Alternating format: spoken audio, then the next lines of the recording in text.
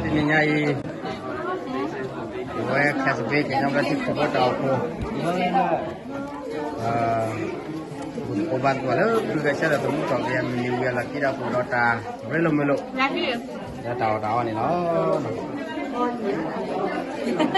vậy ôn gì còn ra là nhau đây tàu đi biết không có đi hôi so nhà đồ chi đồ clo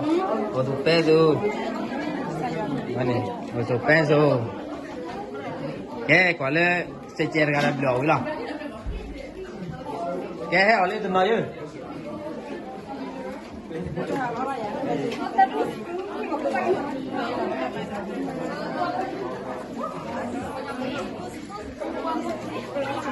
đã ở đâu không kia kẹt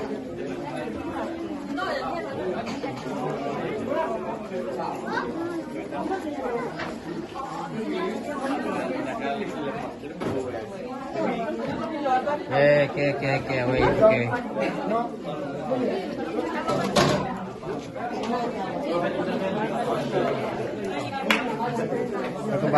các bác có xét trở lại này nó lại chỉ nói lên đừng cái chỉ này cái gì này cả lại lên này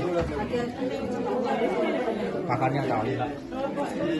cái vậy cỡ đô thay mà chạy nó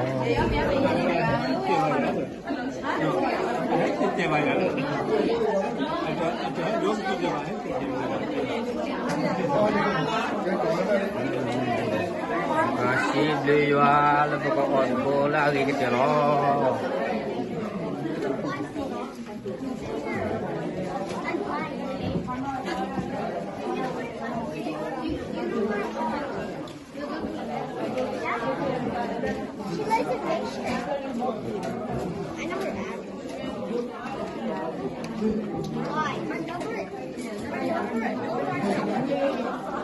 Oke, begitu